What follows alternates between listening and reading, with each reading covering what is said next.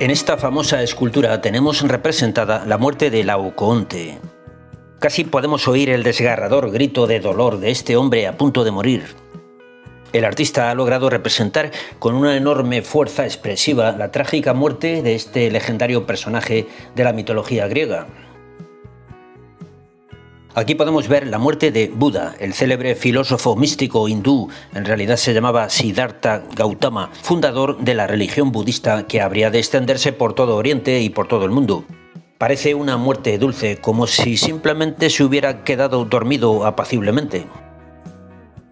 Si comparamos las dos estatuas, podemos ver que se trata de dos situaciones opuestas que ejemplifican a la perfección dos modos contrarios de afrontar ese momento definitivo que todo hombre debe experimentar al final de su vida. El momento definitivo en el que habremos de cruzar ese umbral que existe entre la vida y la muerte, el momento en el que uno deja de estar vivo y pasa a estar muerto. Es imposible pensar en ese momento sin sentir una cierta angustia. En esta imagen de Jesucristo muriendo en la cruz podemos ver una situación aparentemente contradictoria en relación con ese momento de afrontar la muerte, una situación intermedia entre las dos que hemos visto antes. La muerte de Cristo en la cruz en parte se parece a la muerte trágica del héroe griego y en parte se parece a la muerte dulce del asceta hindú que se ha apartado del mundo. En esta escultura vemos a Jesucristo que ha sido crucificado y en medio de insoportables dolores está a punto de morir. Sin embargo, su expresión es de serenidad y calma. Resulta una sorprendente paradoja y algo humanamente imposible que alguien pueda a la vez morir de un modo trágico y apacible. Son dos cosas incompatibles. La muerte de Jesucristo en la cruz ha sido representada a lo largo de la historia en innumerables ocasiones y no siempre del mismo modo. En esta escultura del artista italiano Pasquale Sciancalepore tenemos a Jesucristo antes de morir. En este cuadro de Diego Velázquez vemos a Cristo muerto. Su rostro refleja aquí la misma impasible serenidad que vimos en el rostro de Buda. En este cuadro del pintor alemán del siglo XV, Matthias Grunewald, aparece Jesucristo en el momento de morir.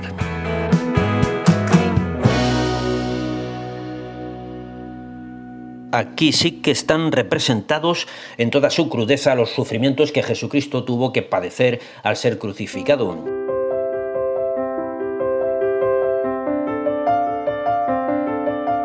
El mismo grito desgarrador que pudimos imaginar contemplando la escultura del Laocoonte, podemos también escucharlo de un modo estremecedor en esta imagen de Cristo cubierto de heridas de pies a cabeza, con el cuerpo retorcido de dolor. Ni en el caso de Laocoonte, ni tampoco en el de Jesucristo, se podría decir que afrontaron los tormentos de la muerte con rabia y rencor.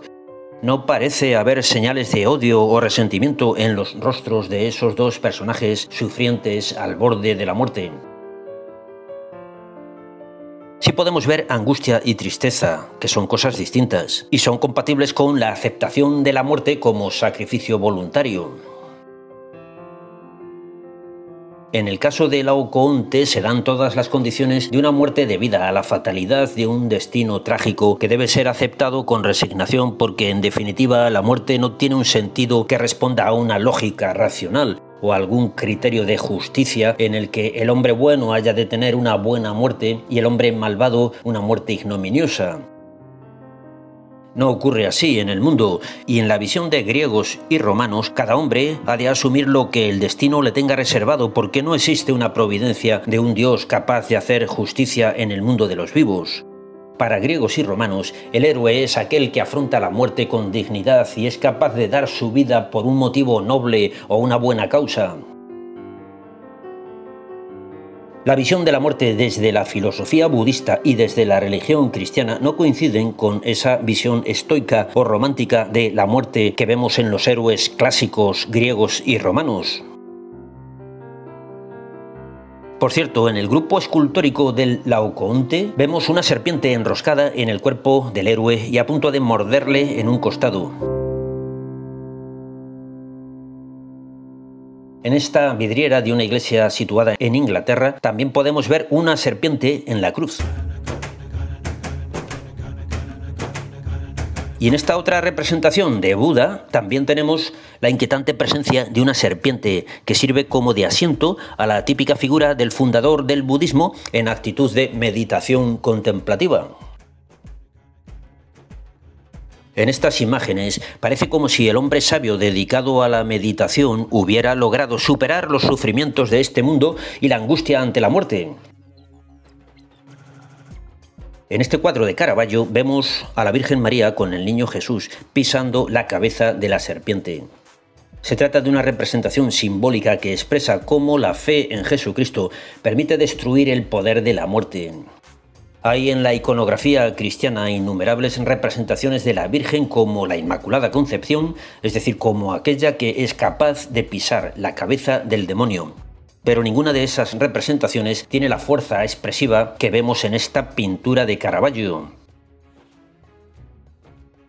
En este fotograma de la película de Mel Gibson sobre la Pasión de Cristo se ve cómo una serpiente se le acerca cuando él está rezando en el Huerto de los Olivos justo antes de ser detenido la noche del Jueves Santo.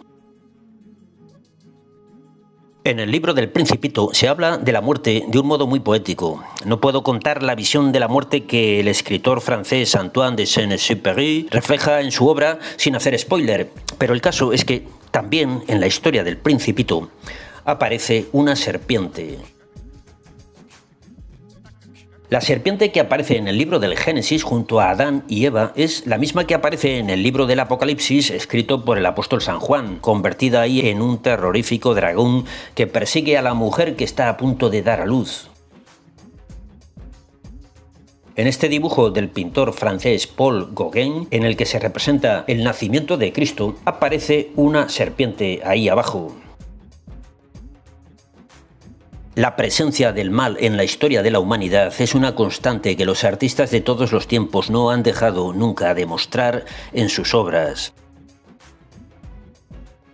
Tampoco los filósofos han podido evitar la pregunta fundamental que todo hombre se plantea acerca del sentido de la vida.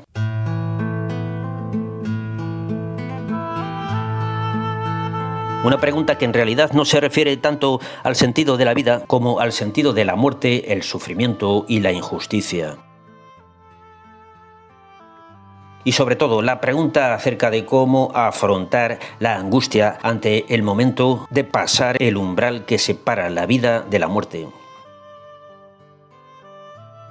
La muerte del héroe que muere luchando valientemente por unos ideales.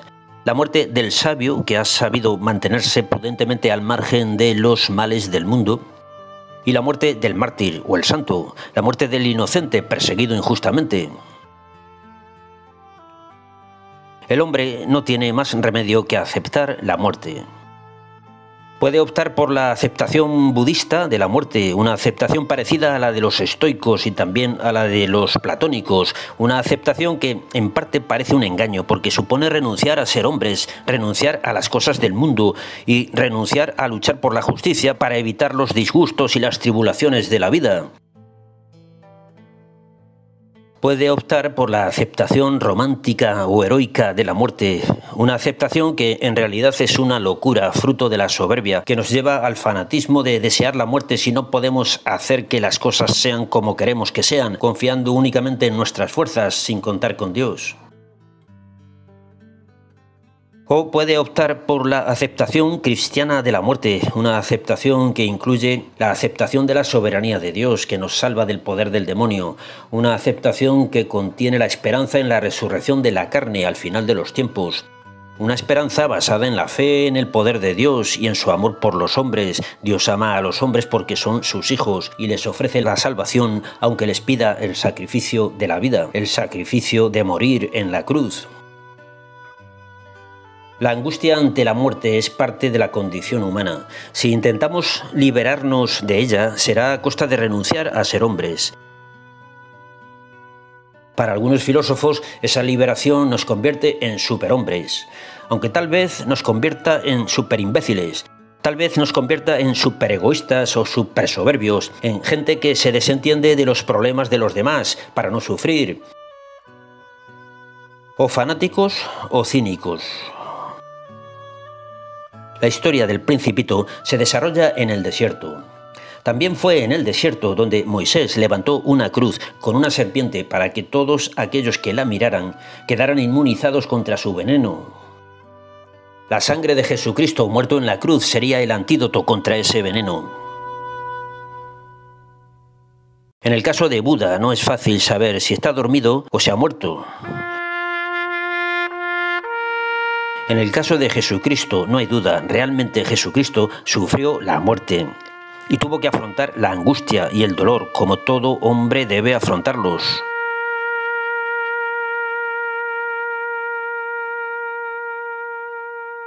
En fin, vamos a terminar por hoy. Volveremos el próximo domingo. Que si el arte es un lenguaje, maquillaje o camuflaje, o es un simple bricolaje, es disfraz o mientras tanto puedes echar un vistazo a los vídeos antiguos que tienes en este canal. Hay muchos y muy variados. Y te recuerdo que sigue disponible el libro que publiqué el año pasado con una selección de los mejores vídeos de este canal. Se titula El arte que viene. Ahí abajo tienes un enlace para conseguirlo. Y nada más por hoy, amigos. No te olvides de poner un me gusta y escribir algún comentario o sugerencia o petición especial para los próximos vídeos de algún tema que te interese. Y suscribirte, por supuesto. Y si ya estás suscrito, a lo mejor te puedes plantear apoyar este canal en mi página de Patreon desde $1 al mes. Hasta el próximo vídeo. Adiós. Un complicado engranaje donde las piezas encajen, dispuestos al abordaje con ilusión y con